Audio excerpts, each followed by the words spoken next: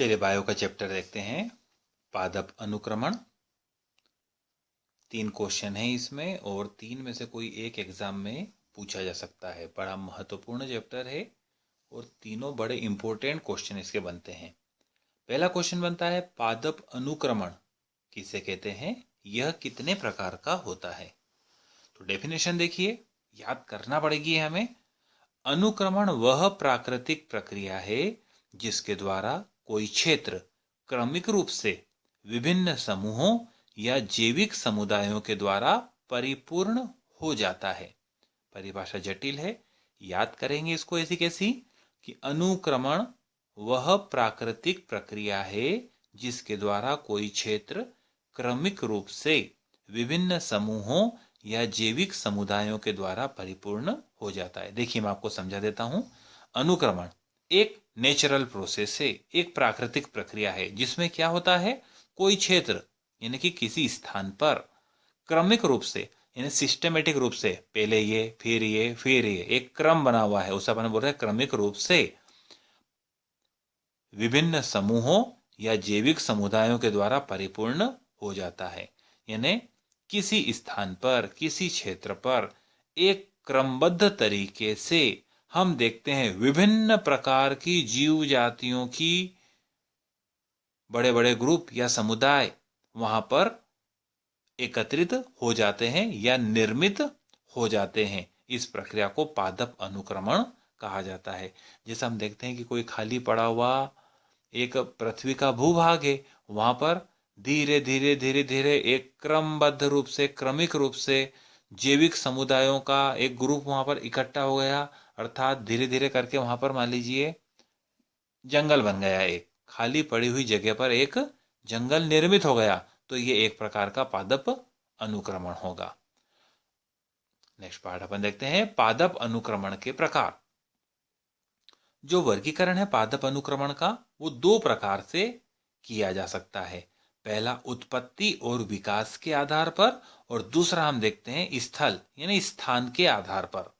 उत्पत्ति एवं विकास के आधार पर पादप अनुक्रमण 5 प्रकार का होता है। पहला प्राथमिक अनुक्रमण।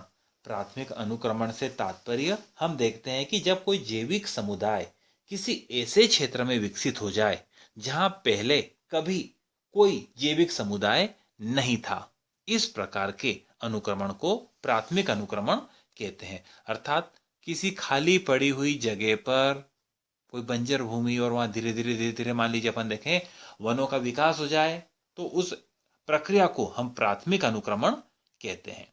दूसरा पॉइंट हम देखते हैं द्वितीयक अनुक्रमण।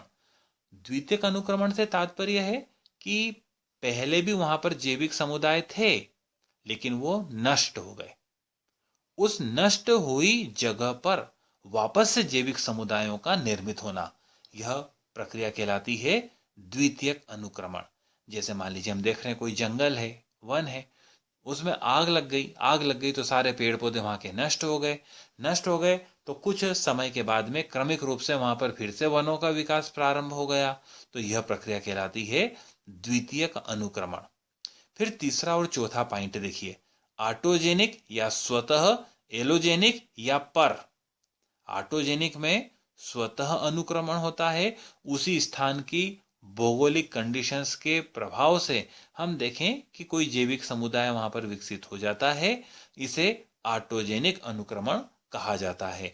और अपने क्षेत्र के अतिरिक्त किसी अन्य क्षेत्र के प्रभाव से हम देखें कि जैविक समुदायों का विकास होता है, तो इसे एलोजेनिक अनुक्रमण कहा जाता है। अगला अनुक्रमण का प्रकार है अभिप्रेरित अनुक्रमण। अभिप्रेरित अनुक्रमण का एक एग्जाम्पल हम देखते हैं कि मान लीजिए हम देख रहे हैं कि जैसे हमारा खाचर शहर है और यहाँ गत वर्ष तक 26 जनवरी का प्रोग्राम हम देखते हैं कि नगर पालिका के पीछे ग्राउंड में संपन्न होता था। क्या इस बार होगा? नहीं होगा। क्यों नहीं होगा?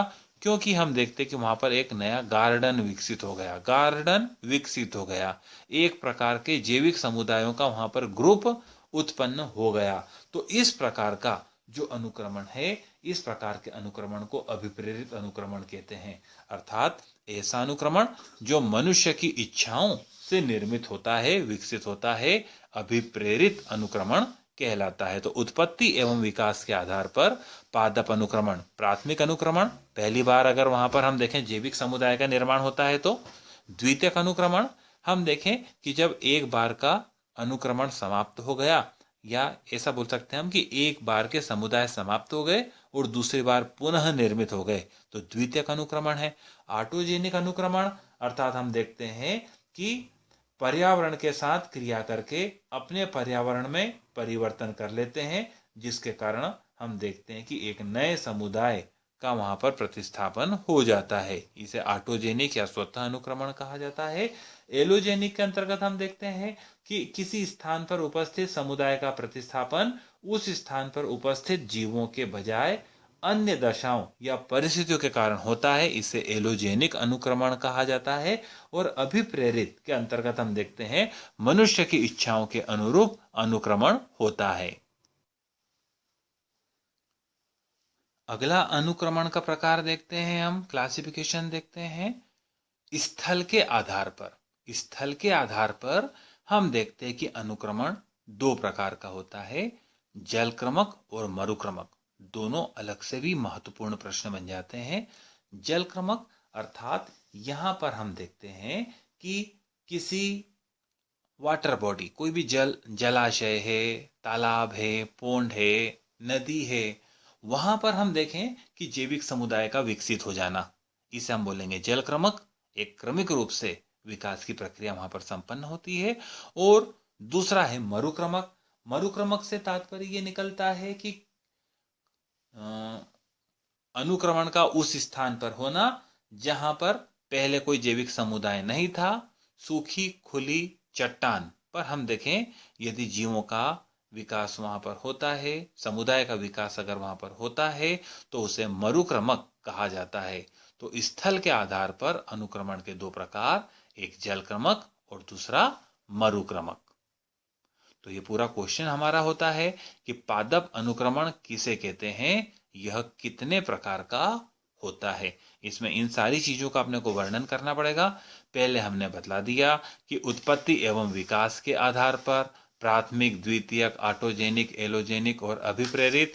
दूसरा हम देख रहे हैं स्थल के आधार पर जलक्रमक और मरुक्रमक। चलिए, इस चैप्टर का अगला इंपॉर्टेंट क्वेश्चन बनता है, जलक्रमक किसे कहते हैं, इसकी विभिन्न अवस्थाओं का वर्णन कीजिए।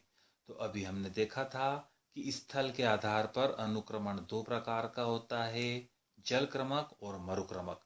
जलक्रमक में हमने देखा कि जब अनुक्रमण किन्हीं वाटर बॉडीज जैसे तालाब, झील, जलाशय आदि से प्रारंभ होता है, तो इस प्रकार के अनुक्रमण को जलक्रमक कहा जाता है।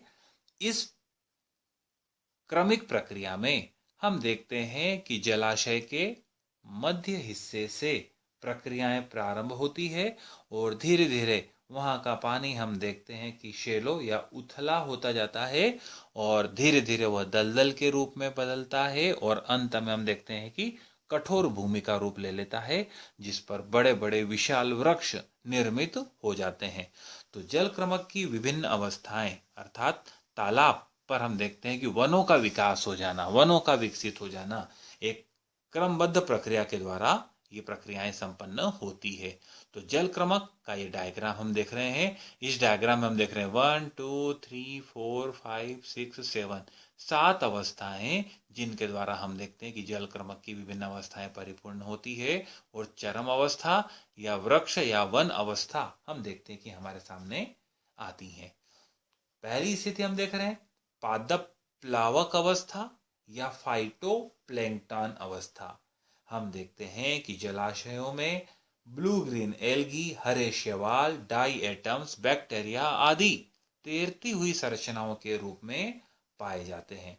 ये कुछ समय तक वृद्धि करते हैं और वहीं पर ये नष्ट होते रहते हैं। ये जब जल में ही नष्ट होते हैं तो जल में ह्यूमस की मात्रा में धीरे धीरे वृद्धि करते हैं। सेकंड अवस्था हमारी आती है निमग्न अवस्था। निमग्न अवस्था के अंतर्गत हम देखते हैं कि वे पौधे आते हैं जो जल के अंदर ही डूबे हुए होते हैं, जैसे हाइड्रिला, वेलिसिनेरिया, यूट्रिक्यूलेरिया आदि। जब फाइटोप्लैंक्टन अवस्थाएं जल के अंदर नष्ट होती है तो हम देखते हैं कि जल के अंदर ही ये ह्यूमस को निर्मित करने लगते हैं। साथ ही वर्षा के जल से हम देखते हैं कि कीचड़ जैसी चीजें, वस्तुएं भी पानी के अंदर मिलती जाती है।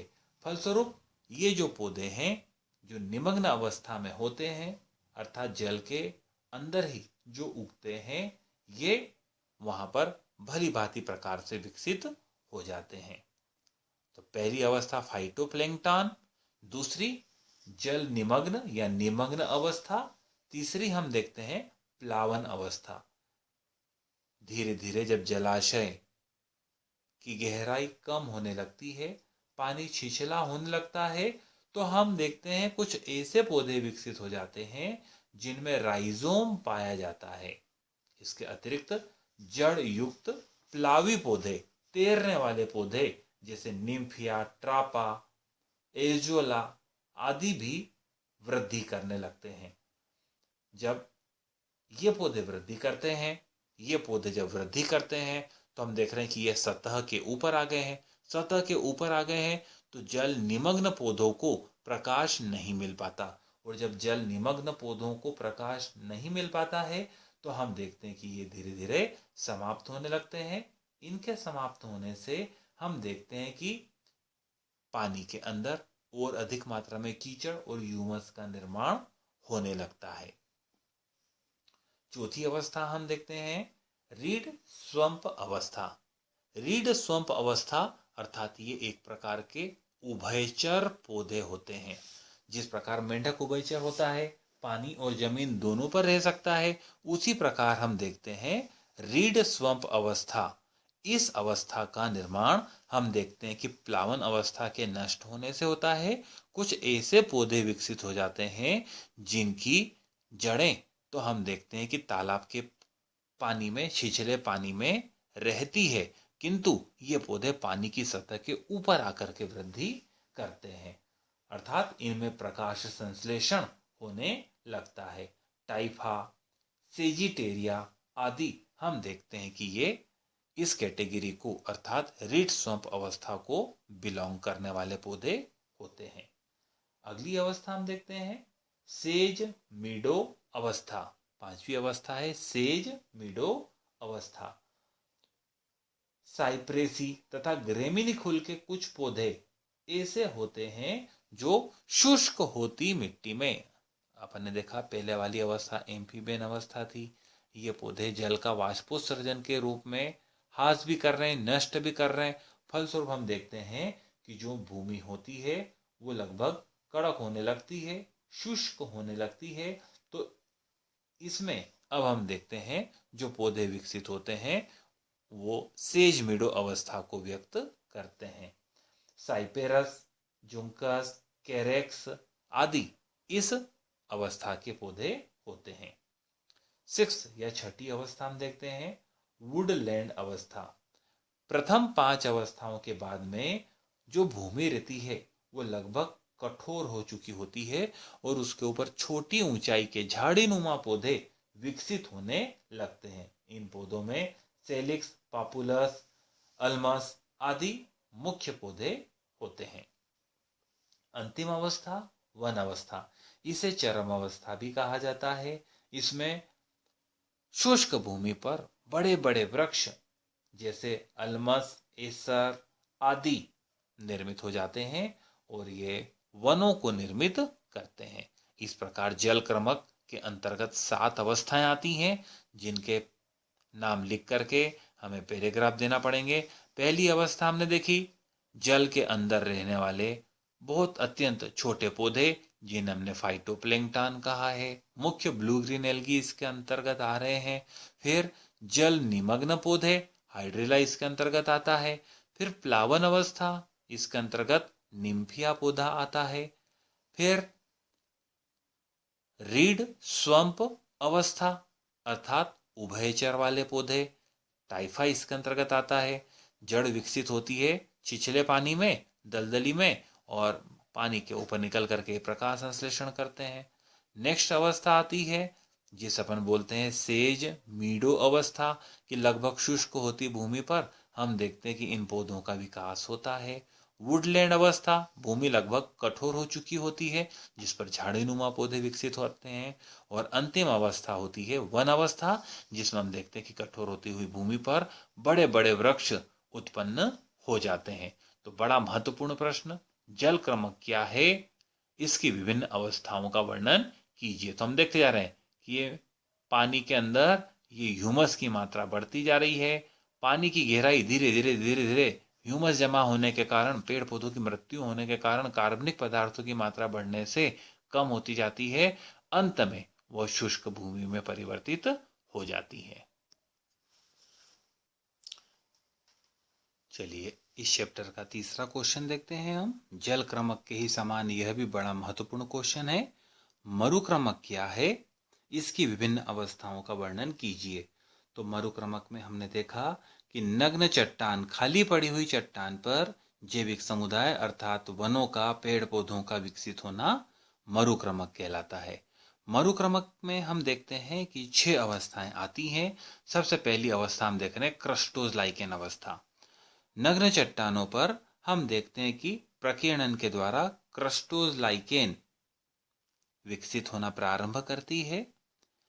इस लाइकेन की विशेषता होती है कि यह जल की अत्यंत कमी अर्थात सूखे वाली स्थिति में भी अपने अस्तित्व को बनाए रखती है, अर्थात यह वृद्धि करती है। स्पंज की भांति यह जल को अवशोषित करती है और धीमी गति से हम देखते हैं कि यह अपने अस्तित्व को बनाए रखती है, वृद्धि करती जाती है। इसमें एक विशेषता होती है कि यह चट्टानों का अपरदन करती है, अर्थात चट्टानों को धीमे धीमे ये अपघटित करने का कार्य करती है। साथ ही इनकी मृत्यु से भी चट्टानों के ऊपर कार्बनिक पदार्थ अर्थात ह्यूमस का निर्माण होता है। चट्टानों का अपघटन भी हो रहा है, साथ में धीमे धीमे नष्ट भी हो रही है। फलस्वरूप ह्यूमस की मात्रा बढ़ रही है, जो अगली अवस्था फोलियोज लाइकेन को एक अनुकूल वातावरण प्रदान करती है। तो ये पहला पॉइंट क्रस्टोज लाइकेन अवस्था। दूसरा पॉइंट हम देखते हैं फोलियोज लाइकेन अवस्था। फोलियोज लाइकेन एक विशेष प्रकार की लाइकेन होती है जिसके पादप शरीर को, जिसे हम थैलस कहते हैं, आकार उनका बड़ा होता है। जब ये वृद्धि करने लगते हैं तो ये निचली क्रस्टोज लाइकोन को ढक देते हैं। साथ ही हम देखते हैं कि इनसे कुछ ऐसे अम्लीय पदार्थ निकलते हैं जो मृदा के अपरदन को तेजी से करते हैं, अर्थात चट्टानों का क्षय इनकी उपस्थिति में शीघ्रता से होता है। इनकी भी मृत्यु होती है और ये चट्टानों के ऊपर हम देखते हैं कि ह्यूमस की मात्रा को और अधिक बढ़ा देती है, जो अगली अवस्था मास अवस्था के लिए उपयुक्त होती है। तीसरी अवस्था मास अवस्था। मास ब्रायोफाइट्स के रूप में वे पौधे होते हैं जिनका पादप शरीर जड़, तना अथवा पत्ती में विभाजित नहीं होता है। क्रस्टोज लाइकेन और फोलियोज लाइकेन की मृत्यु से बना हुआ कार्बनिक पदार्थ तथा ह्यूमस मांस पौधों के वृद्धि के लिए उपयुक्त वातावरण प्रदान करता है। पुराने पौधों की मृत्यु, चट्टानों का अपघटन, दोनों प्रक्रियाएं हम देखते हैं कि निरंतर चलती रहती है। फलस्वरूप जो नग्न चट्टानें थी उनके ऊपर कार्बनिक पदार्थों की एक मोटी परत धीरे धीरे विकसित हो जाती है, जो अगली अवस्था शाकीय अवस्था की वृद्धि के लिए उपयुक्त वातावरण प्रदान करती है। तो अगली चौथी अवस्था है शाकीय अवस्था। जब मांस पौधों की वृद्धि होती है तो हम देखते हैं कि चट्टानों के ऊपर काफी मात्रा में मिट्टी निर्मित हो चुकी होती है। ह्यूमस की मात्रा बढ़ जाने से शाकीय पौधे चट्टानों के ऊपर तेजी से वृद्धि करने लगते हैं तथा इन पौधों की जो जड़ें होती हैं वो चट्टानों की दरारों में प्रवेश कर जाती है तथा चट्टानों को मिट्टी के कणों में बदलने लगती है। साथ ही जल अवशोषित करती है और जल का वाष्पीकरण कर देती है। इन पौधों की मृत्यु होने के कारण, साथ ही मृदा या चट्टान के अपघटन के कारण हम देखते हैं कि मिट्टी के स्तर में लगातार वृद्धि होती जाती है, जो अगली अवस्था झाड़ी अवस्था की वृद्धि के लिए उपयुक्त वातावरण प्रदान करती है। अगला पॉइंट, झाड़ी अवस्था। झाड़ी अवस्था तक चट्टानों के ऊपर पर्याप्त मात्रा में मिट्टी एकत्रित हो चुकी होती है, जिसमें विभिन्न प्रकार की झाड़ियां उगने लगती है, जो शाकीय अवस्था के पौधों को ढक देती है या दबा देती है। अगली अवस्था चरम अवस्था या वन अवस्था। इस प्रकार हम देखते हैं कि मरुस्थलीय वातावरण में भी, चट्टानी वातावरण में भी मृदा का या मिट्टी का निर्माण हो चुका होता है, जो बड़े वृक्षों की वृद्धि के लिए अनुकूल परिस्थिति प्रदान करता है। यहाँ ओक, कोनिफर्स आदि वन आदि के बड़े बड़े वृक्ष वनों को निर्मित करते हुए नजर आते हैं और चरम अवस्था को निर्मित करते हैं। इस प्रकार हम देखते हैं ये मरुक्रमक अर्थात चट्टानों के ऊपर पौधों के विकास की 6 अवस्थाएं हैं। पहला क्रस्टोज लाइकेन अवस्था, दूसरा फोलियोज लाइकेन अवस्था, तीसरा मांस अवस्था, चौथा शाक, पांचवा झाड़ी और छठा चरम अवस्था। वेरी वेरी इंपॉर्टेंट क्वेश्चन कि मरुक्रमक किसे कहते हैं, इसकी विभिन्न अवस्थाओं का वर्णन कीजिए। तो डेफिनेशन दे करके 6 पॉइंट बना करके डायग्राम के साथ में हमें यह आंसर देना होगा।